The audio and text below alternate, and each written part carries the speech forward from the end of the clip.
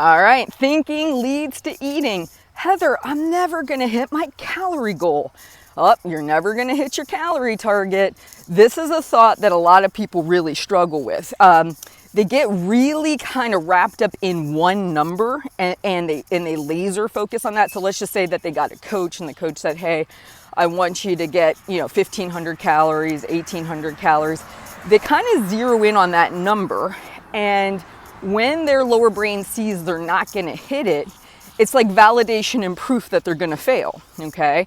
And then the lower brain kicks in, see, you're never going to hit your goal. What's the point in doing all this? You're just going to fail this like you have everything else, right? It's got all the stuff to say. But here's a thought I just want you to sit with. I have some clients that are they love numbers. They've got an Excel spreadsheet. They can average out their calories. They're good with swapping amounts for days. I have other clients that get so kind of really like bogged down by it. They tend to allow it to almost be a distractant, not a help.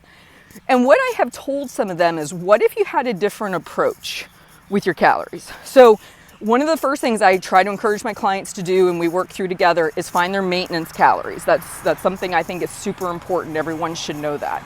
So we find their maintenance calories. And if there's somebody who, when they see certain numbers popping up or they're not going to hit their numbers, they kind of go into a mental struggle, I find a different thought can be really helpful here. One, you might want to have days where you're intentionally hitting maintenance calories. But then let's just say you're not traveling, you're home, or maybe Monday through Friday feels really doable for you to hit a calorie deficit. You change how you think about it. You say, every day I get a choice. I can eat at maintenance or below maintenance, right? But today I'm going to attempt to eat below maintenance. Now notice this. We're not focusing on a specific calorie target. Let's just pretend your maintenance is 2,200. You might say, I'd like to be below 2,200. That's a wide array of numbers, right? So if you're somebody who, when you see the number, I got to hit 1750 is the number I got to hit. And then your lower brain kicks in when you're not hitting 1750.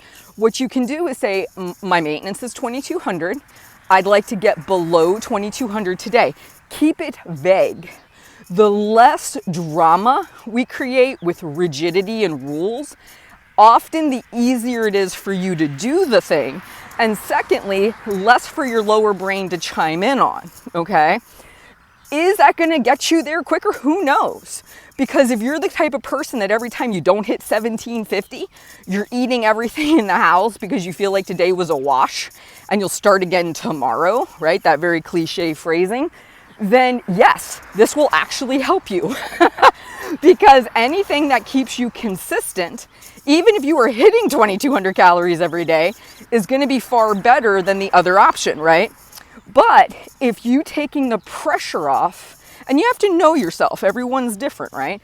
Taking the pressure off you, if you do that and you feel a lot more relaxed with the process, a little bit more easygoing with the process, there isn't so much strictness that you have to follow, you might actually thrive in that situation. Because I have seen people who track no calories lose weight. I've seen people who are very methodical lose weight.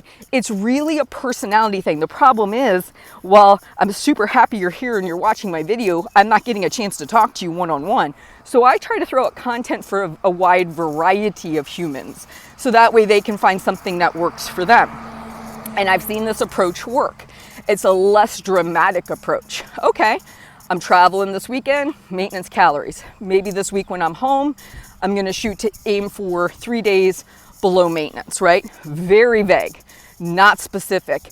And if those numbers tend to weird you out, this is a much better approach than you feeling like you've got to hit some rigid number or a specific number. And I've seen some of these numbers, it's crazy. Like I've seen people like, we have to hit 1632. Who's hitting 1632? But for a brain, right, that is like a law. We have to hit 1632. And if you're not going to hit 1632, then you're not doing it. So we might as well just quit on today, right? No.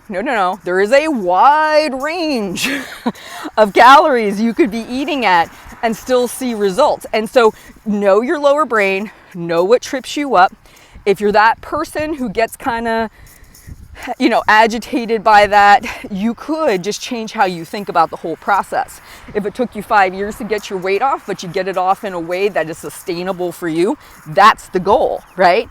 So anyway, I hope this video helps. Our brains can get very bunched up when they see we're not doing the things that we're supposed to be doing, using that as proof that we're failing yet again, trying to convince us to quit on ourselves.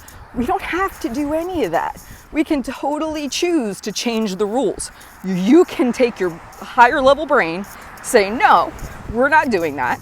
We're gonna say maintenance or below maintenance. We're gonna keep it very general, very vague, so that way we have a much better chance at being consistent.